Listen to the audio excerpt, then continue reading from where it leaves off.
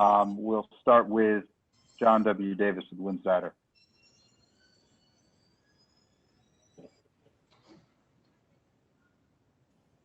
Hey, Coach, quick question for you. What can you learn in this defeat?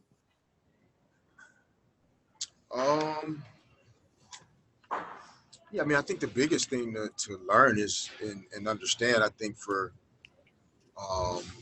for our group is, this is basketball, but it really it's just a competition. And the team that really, really like competes harder, for more minutes in a game, they typically either win the game or definitely have a chance. And I thought that we came out trying to fill the game out, and we didn't compete right from the jump ball. And, so they're up 11 at the end of the first quarter, and then now you're playing catch up.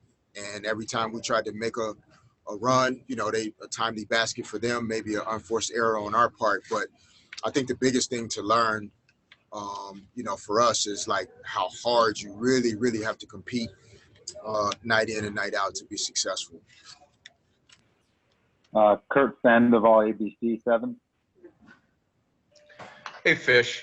Can you tell me 4 games into this season now, what have you learned about your team this year? And in particular, 4 games in a week, that's a lot.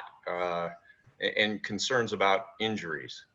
Yeah, I mean, I think which was good tonight, right? I think we did learn that our team does have a level of character and fight in it. We just have to build how long we can do it. It's not that we don't have it, but it being able to do it for 18 minutes in the game, 20 minutes in the game, 24 minutes, 26 minutes. I mean, you're never going to play a perfect basketball game, but extending how long we can be as good as we're capable of being.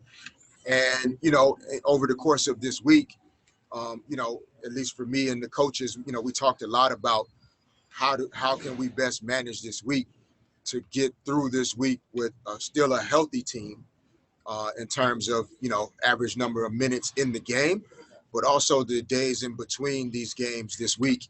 We haven't done a lot because we knew that it would take a lot of energy just to compete in the game. So, I think to our players' credit, they're playing games without, real game legs and an inability to really practice at a level that allows you to build endurance and stamina. So, we'll be able to do that over the next few days before our next game on Wednesday. And I think we'll be able to, kind of hold ourselves to a more competitive standard for longer during the course of a game as we get back to it on Wednesday. Tukney New in LA Times. Fish, you said earlier in your pregame, if you guys figured out a way to win this game, you would be pretty happy being 3-1 considering the teams that you face. Obviously didn't get that chance today, but so where do you feel like this team is in terms of where you are kind of expecting them to be now, just 4 games of the season being 2-2? Yeah, we had the chance. We didn't treat it the right way. When you have an opportunity, you have to value it and treat it as though it's your last. And we didn't do that. We didn't start the game as though if this was our last basketball game tonight, how would you play it? And that's how you have to think every time you step on the court. And so, yeah, I think at this point for us, like coming into this season with very little expectation of you can't think that something is supposed to happen in this kind of season. That's a setup for failure automatically if you think that what the results are going to be after a game at the end of a particular week, etc. There still has to be an ability to have a long view into what is going to take place as individual players find ways to operate at their highest levels. And then you still have to build a team and how a team can play at its highest level for longer. And so, for us, we've faced, Phoenix at the beginning. They've had a lot of turnover on their team. A lot of new additions, new people on their roster. We were able to break through against them. Then you go next against, a Chicago team with, basically most, if not all of their roster kind of returning with one or two additions. Stronger team, better connected, able to play better for longer than us. Then Thursday night, we were able to pull that game off against Connecticut. And then tonight, you play against a team that's been together for a while. They know how to compete with each other. They understand timing and connection, eye contact, things that, we're still learning, even though we have a core group of players that look very familiar. But, we still have, Simone and Slim and Taya Cooper and Rashonda Gray. All of our players coming off the bench, other than Sydney Weiss, are new players. I think at the end of this week, we'd love to be 4-0.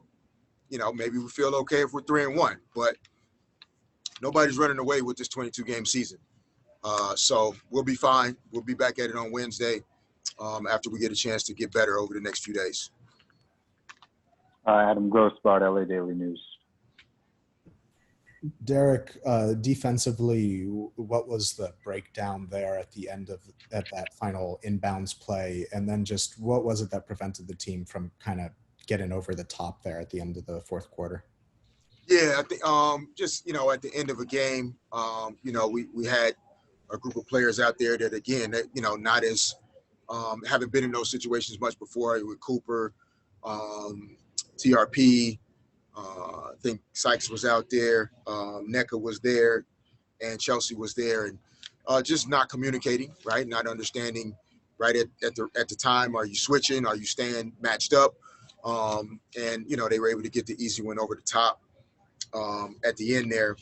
I think overall, we didn't really start touching them up and making them uncomfortable until the second half started, and that's really what turned the momentum of the game. I think for us, sometimes we get a little bit, infatuated with how we think the game should or shouldn't be going offensively. And we're not really getting into people making them uncomfortable on the defensive end.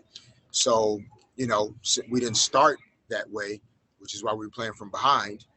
And then when you're playing catch up against a good team, that's going to be tough to do. So it's, you can look at one play here or one thing at the end, or, this one situation at different points in a game, but you spot basically, a championship level team, 11 points in the first quarter. It's uphill from there. We fought back, we showed some toughness, but wasn't enough to get it done. Time for two more. Pavy, HNB Media. Hey, Coach.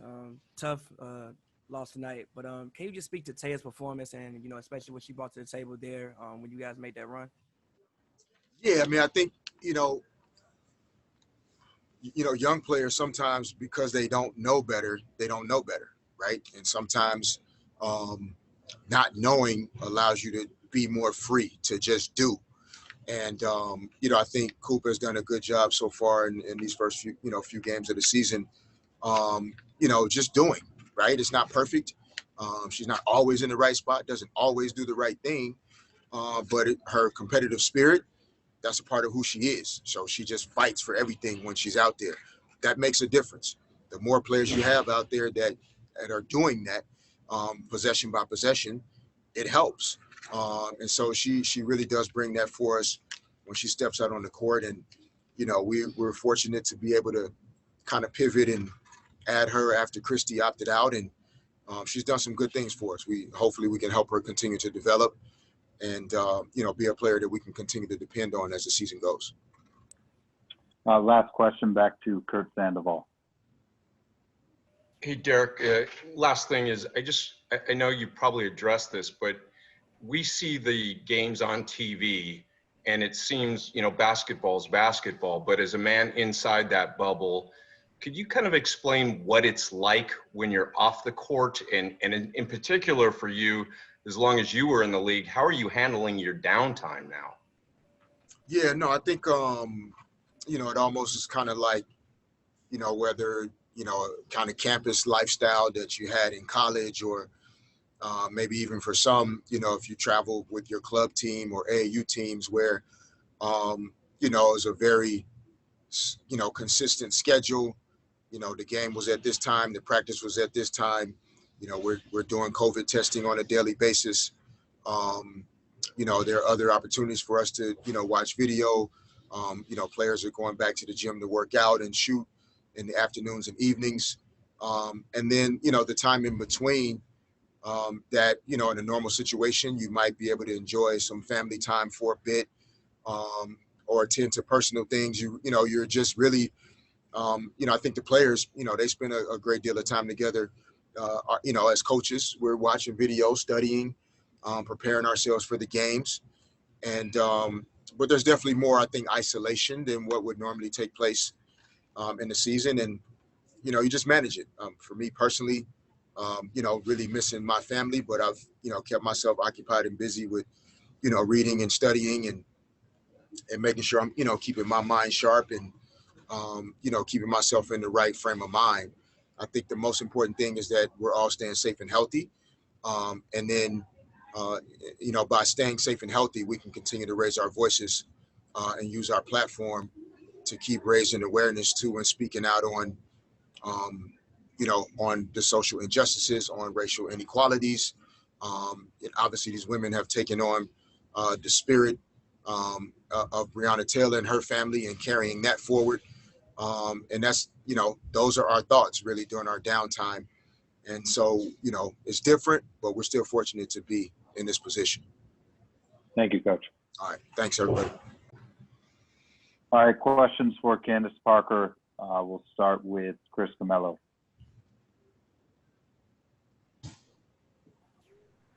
Hey, Candace.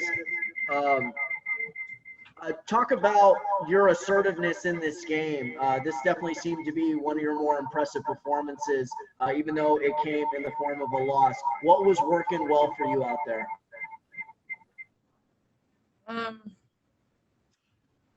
We've been off for a while, so I don't know if that helps just in terms of rhythm. And I think every game I kind of go in and try to figure out how best I can help the team. So I think that's where the assertiveness came from. It's just trying to get us to be aggressive towards the basket, inside, and definitely in transition. Definitely got to limit my turnovers, but I think that's going to come with rhythm and playing together and things like that. Adam Grossbart, LA Daily News.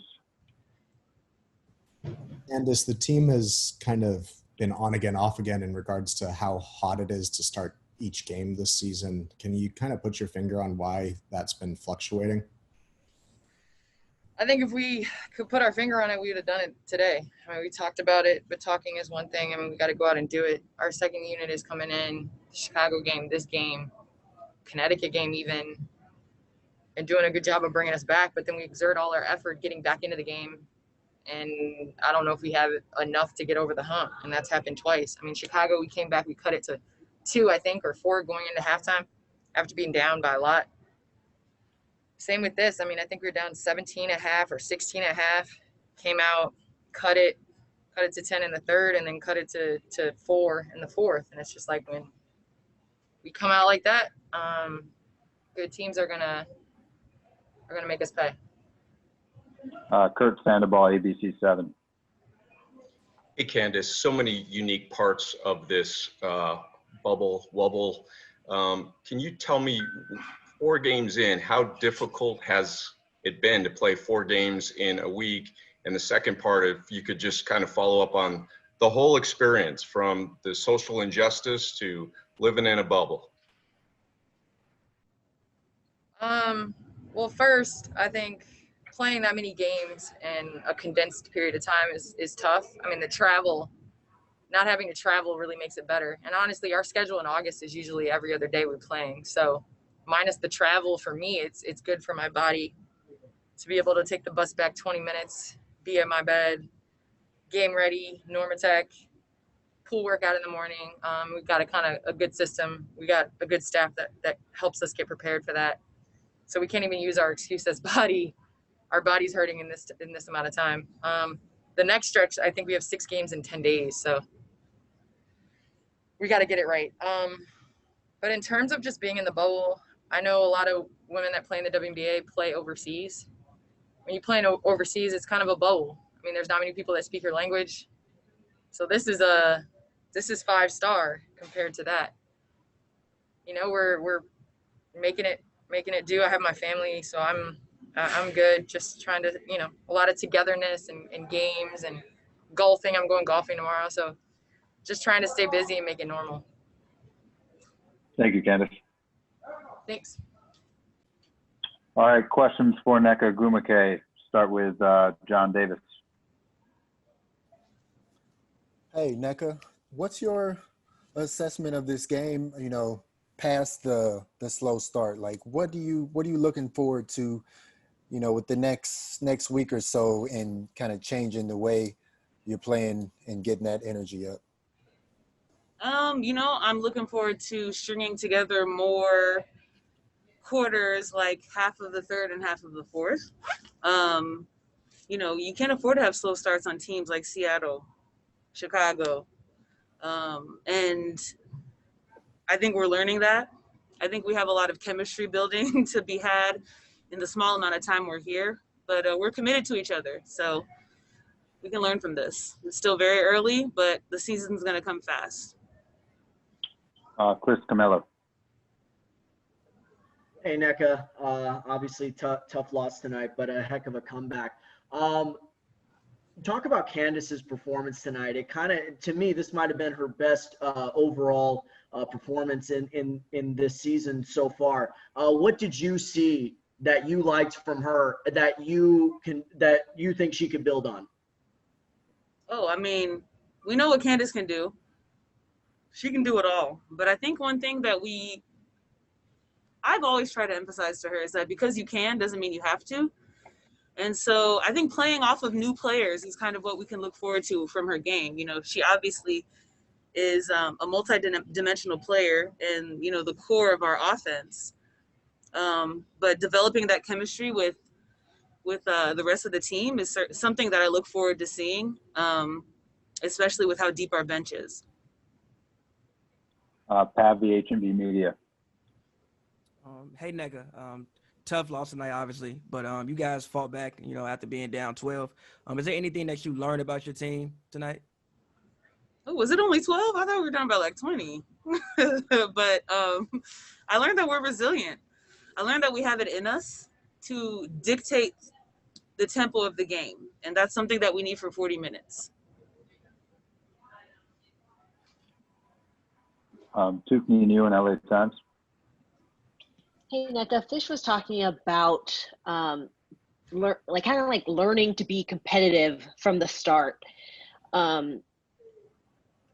Is that just something that you need time to learn as you go through, or is it kind of disappointing that you guys haven't kind of gotten that edge in you at this point in the season yet? I know it's still early, but yeah, that's all I gotta say. It's still early, so we have to learn in the games. You know, we have to understand what it means to come out with a strong start and to really determine the energy of the game. And I think with new players on the team, we're understanding that each day. And Amanda Skurlock, LA Sentinel. Hi, Nneka. How important was Simone Auguste's contributions to the game? Whether like things she set off on the bench and her contributions, especially in the fourth quarter? I mean, we got a veteran on our team who has 4 rings, so the respect is unquestionable, of course.